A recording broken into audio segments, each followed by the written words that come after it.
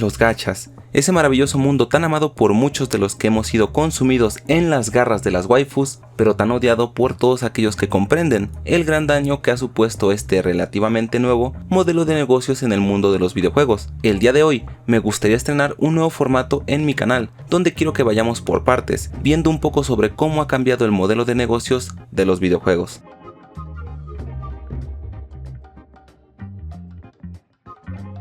Hubo una época hace bastantes años, antes de la existencia del internet o de la popularización de este, en la que existía un esquema de venta de videojuegos bastante simple, el pago único por acceso completo al contenido, un modelo que contaba con una serie de características correspondientes al contexto de la época. La compra era directa, el jugador pagaba en una sola exhibición para obtener el juego, ya sea en un formato físico como cartuchos o posteriormente discos, e incluso en algún momento fue digital. El precio se manejaba en un estándar definido. Los juegos, ya fueran para consola o PC, al menos en México, oscilaban un precio entre los 35 a los 60 dólares. Eso para la época suponía que un juego podía costarte un máximo aproximado de 750 pesos mexicanos, aunque esto podía variar en caso de que el título contara con más de un CD. Por ejemplo, juegos como la saga Final Fantasy, Resident Evil 2, Parasite Eve, entre otros. El formato físico y el no tener acceso a internet hacía que los juegos fueran una experiencia completa desde el inicio. No era necesario pagar más por nuevos personajes, niveles, mejoras, esperar parches para corregir errores de optimización, DLCs, pases de temporada, ni nada por el estilo. El juego contaba con absolutamente todo el contenido necesario para que el usuario pudiera disfrutarlo en su totalidad. En muchas ocasiones, simplemente se desbloqueaba jugando y cumpliendo algunos retos como completar el juego en X nivel de dificultad, en un tiempo límite, etc. Aún así, ya empezaron a surgir algunos juegos que tuvieron diferentes ediciones especiales, donde sí que agregaban características, nuevo contenido, especialmente en la época de la Play 2, con juegos como la saga Persona, Devil May Cry 3, entre algunos otros títulos, aunque igualmente eran muy contadas excepciones que llegaban a hacer esto. Obviamente la época de oro en este modelo de negocio fue antes de la conexión de internet, donde el formato físico dominaba completamente el mercado, pues como podemos ver en el presente, este es un porcentaje que disminuye año con año. Las ventas físicas están siendo desplazadas e incluso el comprar un videojuego físico es en muchas ocasiones algo simbólico, pues el empaque de este contiene un código de canje para poder descargar el juego desde la nube. Por supuesto, este formato tuvo muchísimos problemas en su momento, por ejemplo, la piratería. Este es un término que todos conocemos completamente, pues han sido muchos los que han logrado tener acceso a gran cantidad de títulos gracias a la proliferación de esta, donde todos eran capaces de conseguir por precios sumamente accesibles copias de discos para la PlayStation 1 y 2, la primera Xbox, la GameCube, cartuchos de la Family, entre otras muchas consolas que acompañaron a tantos jugadores en aquella época dorada de los videojuegos. Para bien o para mal, este fenómeno definió y formó parte de la época de la venta tradicional y el formato físico. Con el avance de internet y la popularización de plataformas digitales como Steam, PlayStation Network, Xbox Live e incluso posteriormente la llegada de las plataformas para dispositivos móviles como la App Store o Google Play, hubo una transformación completa en la forma de distribuir el producto y el cómo lo consume el usuario. La distribución digital provocó que ya no se dependiera de las tiendas físicas, salvo en casos muy puntuales. Ahora podíamos descargar nuestros juegos desde casa. Esto por supuesto redujo los precios de producción y permitió que estudios más pequeños a los que posteriormente conocimos como indies accedieran más fácilmente al mercado. Además de que nos brindó los modos multijugador que tantas horas nos han hecho invertir y donde, además, conocimos a muchos buenos amigos con los que jugamos por mucho tiempo, pero también vinieron problemas como las actualizaciones y parches, lo cual en un primer momento no tendría por qué suponer algo malo, porque al final de cuentas, el estudio está revisando constantemente el juego en busca de errores o problemas que experimente el usuario, y con ayuda de estas actualizaciones se podrían resolver. ¡Qué maravilla! ¿No? Pues en la realidad no fue así, porque con el tiempo fueron siendo parches y actualizaciones que pasaron de arreglar pequeños problemas de balance en el multijugador o bugs puntuales a convertirse en parches y actualizaciones obligatorias para que los juegos funcionen como deben, además de servir como punto de introducción para los nuevos modelos de monetización, tales como los DLCs o contenidos descargables, las microtransacciones y los pases de temporada. Además de que si eres un usuario de PC, el 95% de los juegos en su lanzamiento tienen tantos bugs que es común que pasadas unas pocas semanas se necesite una actualización masiva que mejore el rendimiento y cualquier otro problema que presente el videojuego. Es así como hemos llegado al presente, con una industria que no hace sino exprimir el dinero de los bolsillos al consumidor, con prácticas tan rastreras como venderte accesos anticipados, donde pagas un poco más para jugar antes y prácticamente es pagar por ser un tester del juego. Poco a poco, el medio tuvo cambios, llegando así el mercado que se ha convertido en el más grande y que por mucho genera más ingresos de lo que uno podría pensar: el mercado de los videojuegos para celulares. Con la llegada de los smartphones, los videojuegos se volvieron aún más accesibles. Ahora cualquier persona podía jugar fácilmente desde su celular, surgiendo así los formatos de juegos free to play, en el que descargas un juego que a priori es gratis, pero los ingresos son generados dentro del juego, mediante publicidad o por medio de microtransacciones. Una microtransacción consiste en ofrecer pequeñas compras dentro de un producto o servicio digital, y son una forma efectiva de generar ingresos estables, prolongando la vida útil del producto. En los videojuegos, se traduce en una compra dentro del juego, que permite al jugador obtener contenido adicional que pueden ser de diversos tipos, como cosméticos que pueden ser skins, animaciones o shaders, progreso acelerado con ítems que ayudan a subir de nivel más rápido o a obtener ventajas temporales, y las loot boxes o gachas, en cuyas compras te otorgan recompensas aleatorias con un porcentaje y riesgo que varían dependiendo del título. Y es aquí justamente donde entramos al tema que estamos viendo el día de hoy, los juegos gacha, pero quería dar un contexto completo para que nos pongamos en la misma sintonía sobre este tema. Primero que nada, debo aclarar algo: yo sí juego gachapones. Digo esto porque he visto muchísimos canales donde critican este tipo de juegos y realmente ni siquiera los juegan, ni les toman en cuenta todas las características que los pueden llegar a enriquecer. Porque, aunque muchos les sorprenda y no les guste, este tipo de juegos sí tienen cosas buenas que no pueden apreciarse a menos que inviertas tiempo. Por otra parte, únicamente hablaré en profundidad sobre juegos gachas que yo he probado y he aprendido cómo funciona su sistema de transacciones, o bien sobre juegos que guarden similitudes con estos, y en muchos casos tengo amigos que me han contado e informado sobre las características de estos juegos. El término gacha proviene del japonés gachapon, que son máquinas tragamonedas en las que se obtienen cápsulas sorpresa con un premio aleatorio.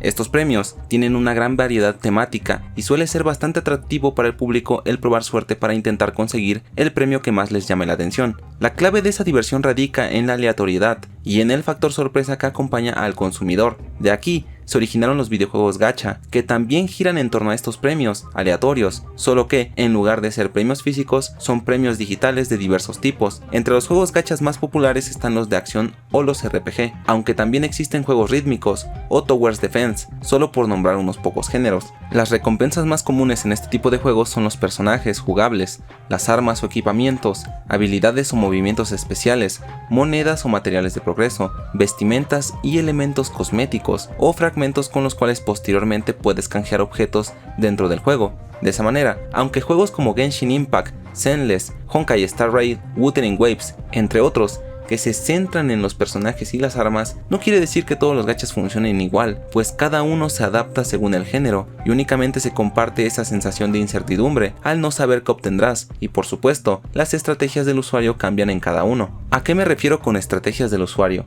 Los jugadores que lleven más tiempo en este tipo de juegos habrán averiguado o investigado la forma en que funciona el sistema gacha, con la idea de asegurarse conseguir los mejores personajes o los que más les interesen, ya que por mucho que el azar parezca estar involucrado, la realidad es que hay una serie de características que como jugadores es importante conocer. Hablando específicamente de los juegos anteriormente mencionados, entre otros juegos con sistemas similares, existen varios tipos de objetos que podemos conseguir al tirar gachapones. Estos van cambiando según su rareza. Los objetos de 3 estrellas son los más comunes y casi siempre aparecerán al tirar en los gachapones. Siempre serán armas u objetos similares, dependiendo del juego, y no hay personajes de este nivel de rareza. En porcentaje, existe cerca de un 94% de posibilidades de obtener un objeto de este nivel de rareza. Los objetos de 4 estrellas aparecen de manera segura una vez cada 10 tiros de los gachapones. En este nivel de rareza ya tenemos tanto personajes como armas. Normalmente, estos personajes y armas suelen dividirse en la categoría de permanentes y promocionales, que van siendo rotados, y las probabilidades de obtener alguno de estos es de aproximadamente un 5%. Finalmente, tenemos el último nivel de rareza, los objetos de 5 estrellas, con una probabilidad del 0.6%, donde se encuentran, obviamente, los mejores personajes y armas. Normalmente cada personaje de esta categoría viene acompañado de su respectiva arma, con el mismo nivel de rareza. Por tanto, es común que los jugadores gasten tiradas no solo en intentar conseguir al personaje, sino también el arma de este. Es en este nivel de rareza donde empieza lo bueno, pues debo explicar lo llamado sistema pity. Primero hay que entender una cosa, en este tipo de juegos hay algo llamado banners, que prácticamente son una rotación de personajes y armas. Existe el banner permanente, el cual no cambia, y siempre será accesible para los jugadores. Esto quiere decir que siempre podrás conseguir algunos de los personajes o armas que se encuentran en este banner, pues no estarán en constante rotación. Por tanto, este banner tendrá un tipo de moneda o tirada diferente a los utilizados en los llamados banners promocionales. En pocas palabras, los banners promocionales van cambiando cada determinado tiempo. En cada rotación habrá personajes ya sean nuevos o que salieron anteriormente, pero no hay otra forma de obtenerlos más que en sus respectivos banners promocionales. De esa manera, los jugadores que no hayan podido obtener esos personajes o armas pueden hacerlo cuando se repita el banner. Por poner un ejemplo, digamos que tú quieres a Furina. Digo, y cómo no quererla si es uno de los mejores personajes de los gachas, no solo por su diseño, sino por lo útil que es a la hora de jugar. Pues para obtenerla deberás esperar a que su banner esté en rotación, pues si ella no es el personaje del banner promocional, da igual que gastes 100.000 tiradas, pues nunca la obtendrás. Por ello, los jugadores más inteligentes son los que guardan sus tiradas para obtener únicamente los personajes que realmente les interesan, dejando pasar meses hasta que vuelva a estar en rotación ese personaje que tanto quieren. Eso no implica que no vayan a tirar por algún personaje nuevo que pueda aparecer, simplemente estos jugadores ya tienen muy claro cómo funciona el sistema de pity. Digamos que existe un sistema algo escondido, pero realmente es simple, el cual está ahí para beneficiar a los jugadores que aprendan cómo funciona. Como dijimos antes, cada tirada individual tiene un 0.6% de probabilidad para obtener un personaje 5 estrellas. A partir de la tirada número 75, la probabilidad de obtener un personaje de esta rareza aumenta con cada tirada hasta llegar al 100% en la tirada 90. A estas tiradas antes de la número 90 se le conoce como soft pity. El hard pity es precisamente esa tirada después de las 89 anteriores, donde las probabilidades pasan a ser una garantía de obtención. Aún así, el obtener un personaje 5 estrellas en un banner promocional no asegura que obtengas el personaje deseado. Ahí es donde aplica el sistema 50-50, que es realmente más simple de lo que parece. Digamos que por cada 90 tiros en un banner promocional, habrá una probabilidad de un 50% de obtener el personaje promocional o bien un personaje del permanente. Aquí el truco es, si obtuviste el personaje promocional, pues felicidades.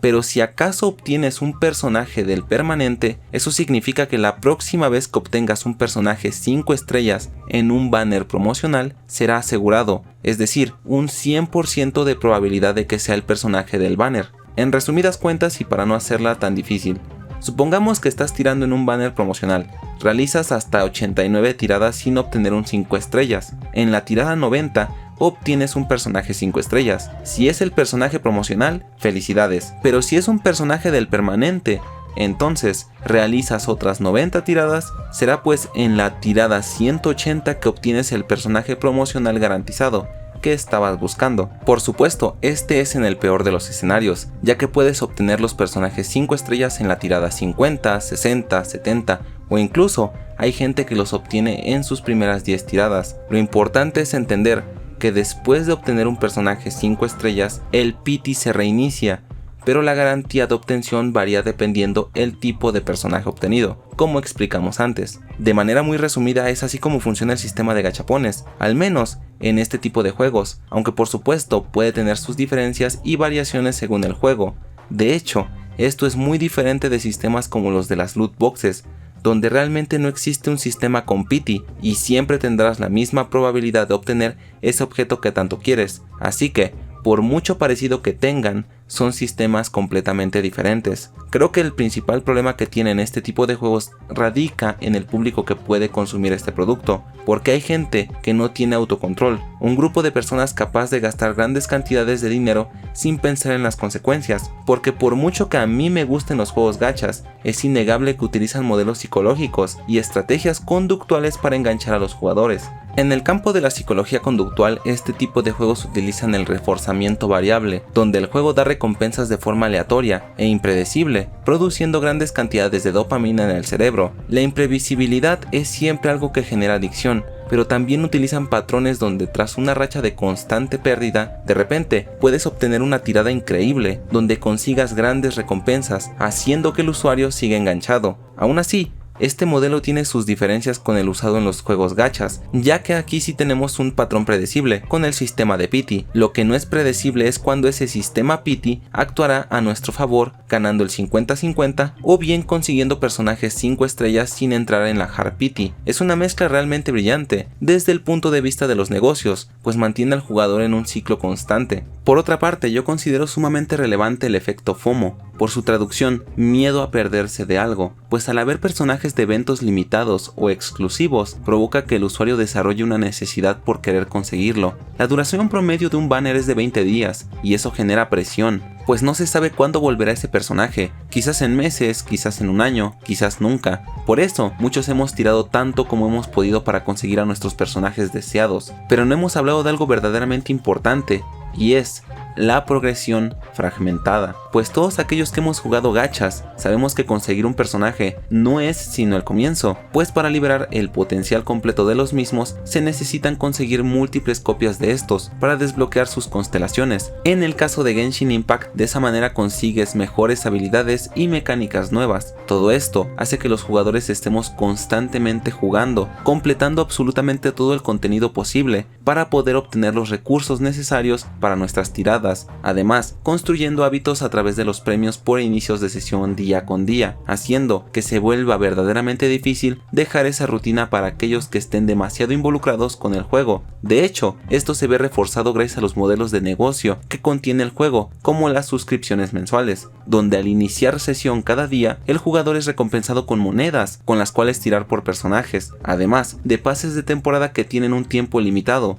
Todo esto hace que sea cada vez más difícil dejar el hábito, que se puede convertir en una adicción peligrosa. Ahora pues, hablemos desde la experiencia propia. Yo he gastado dinero en estos juegos, algo que no busco justificar con este video ni mucho menos. Contrario a esto, solo diré que yo gasto dinero en videojuegos, no solo gachas, no porque sienta una necesidad, un FOMO, sea adicto, ni por falta de autocontrol, simplemente lo hago porque tengo el dinero para hacerlo. Es ahí donde radica la principal diferencia entre un jugador con problemas en estos juegos y un simple jugador de estos juegos. Actualmente juego dos gachas, Genshin Impact y Zenless. En ambos he comprado la suscripción ya sea Bendición Lunar o la suscripción Proxy. Con estas consigo recompensas por los inicios de sesión diarios. Sumado a esto, sí he comprado pases de temporada para conseguir armas útiles para los personajes, pues es más simple y barato usar las armas que te dan como recompensa en el pase que intentar conseguir las armas de cada personaje en su banner. En promedio yo he gastado a lo largo de casi 2 años jugando un aproximado de $175, que se traduce en unos 4,000 pesos mexicanos, pues no todos los meses he pagado ni las suscripciones